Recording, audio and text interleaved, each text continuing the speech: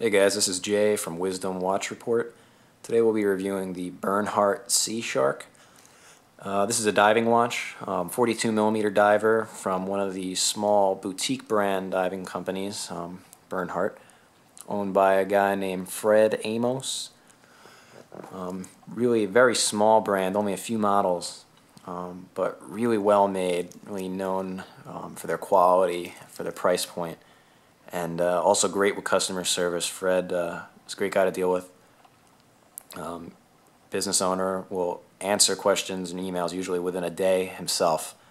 Really very small business, really cares about his customers. Can't recommend them enough. Love dealing with companies like that, so you get a lot of points from me for doing that. Onto the watch. This one is a 42 millimeter. I have the blue dial version of the Sea Shark. One thing to note before we get started, you can see the Sea Shark designation on the top line there. Recently, Bernhardt changed the name of this watch from the Sea Shark to the Binnacle Diver due to some copyright issues.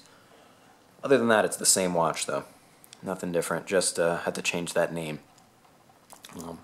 Overall, this watch wears really well. Very, very heavy watch. I was really surprised when I got it. I knew ahead of time just from hearing other people's reviews and what they thought of it that it was going to be good quality, but it definitely surpassed what I thought it was going to be like. I have a small wrist, but it still wears kind of pretty well for me. I don't mind that it's a larger size. One thing I noticed right away, which you don't see a lot, is the lugs have kind of that like Omega style bevel inside. It's not just a run-of-the-mill straight lug. It kind of bevels in quite nicely, adds some depth to it, makes it look a little bit more ornate, and I really like that. And also the solid end links. A lot of times what you'll see, you'll have a watch with an end link that continues into the middle of the end link here, like that, and will kind of hinge. This one, the end link itself is one piece which will continue down and then connect to the bracelet.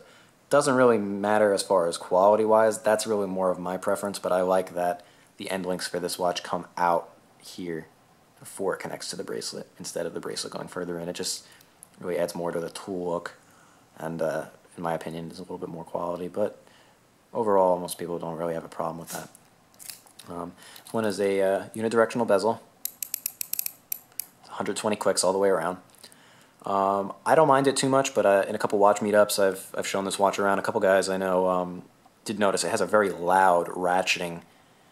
Depending on how much you push down, like you could push onto the bezel while you turn it, or just kind of grab it and turn it without pushing down, will depend on how loud it is.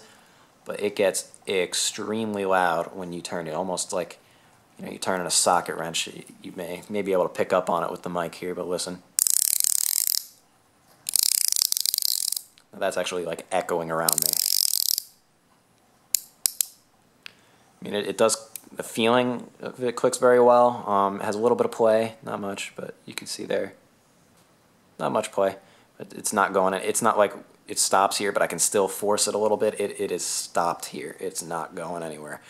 But as far as that noise goes, I can see why that may bother some people. It does kind of make it sound cheap. Doesn't feel cheap though, but it does sound like it. Has a little bit of upwards play.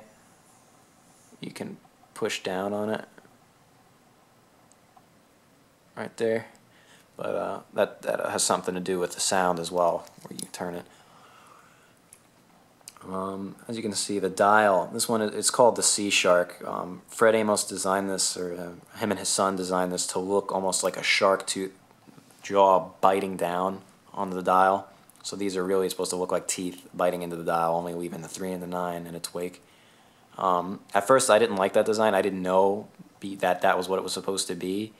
And then when I actually started looking at their lineup a little bit more, and I heard the story behind it, then it clicked, and I saw what the design was supposed to look like. It makes a lot more sense now to me, and I really thought that was cool. I really like how it looks. But cool design. Don't really see that a lot. One thing I should note, it does have lume on the bezel pip here and all the indices and the hands, minus the seconds hand. The lume is nothing to write home about. It does glow, but you're not going to get much more than maybe half an hour out of it, 45 minutes. The newer models that have the name change to the Binnacle Diver have better loom. Fred did correct this, or rather just beefed up the loom from the older versions like mine. So you can expect it to be a little bit better. But I really didn't buy this watch for the loom. I have others that have outrageous loom.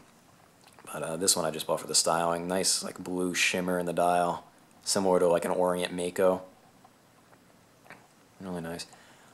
This one features the Miyota 8215 movement, which like many other automatic watches in its price range have your basic run-of-the-mill kind of pedestrian Miyota movement. Nothing to write home about, but again, nothing bad either. Very reliable, old-fashioned movement. Timekeeping, again, it's rated to plus or minus 30 seconds a day.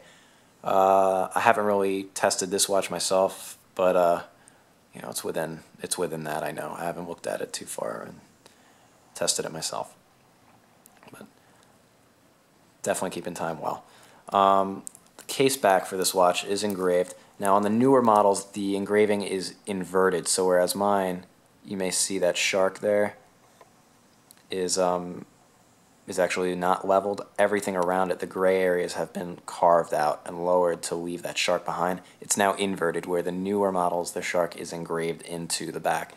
Doesn't really matter. It's just a difference in the way they engraved it. I actually like mine a little bit more than that, but nothing too crazy there. Does indicate water resistancy is 200 meters on this. That it's a sapphire crystal case, and there you can see the solid end links. Signed crown. This one has the B for Bernhardt and crown guards. Now onto one of the best parts of this watch is the bracelet. A lot of people that own this rave about it. Really a good bracelet, good quality, very thick. You can see here all the links. Much thicker than your average oyster style bracelet. Comparing it to any others that I've had, it's about 1.5 millimeters to 2 millimeters thicker per link. It really adds to the weight, does a nice job. I really feel very substantial bracelet. Also, it's sized with screws on this one. Get that to focus. You can see. Right there. And you can use a regular flathead screwdriver. Some watches you have to use 2 screwdrivers, one on each end to get it. This one you don't.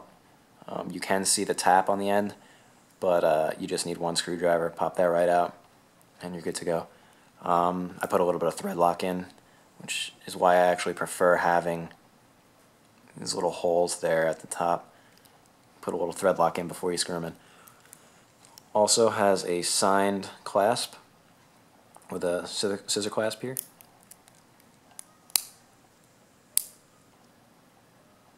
And it has 4 micro adjustment holes. A lot of guys need that. Links like this. These links are really, as far as like their length, are a normal size, so you shouldn't really have a problem. But you hate to get stuck between a link or two when you're sizing a bracelet, so this really helps. Overall, I'm pretty happy with this watch.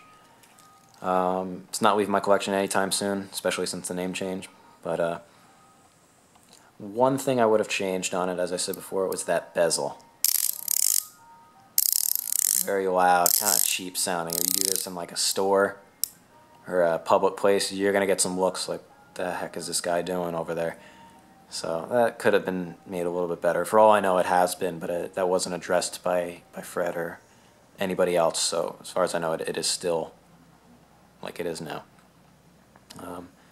Thanks for watching. Any questions, post them in the comments. Any requests for any watches in particular I'd like reviewed, let me know, and I'll see what I can do.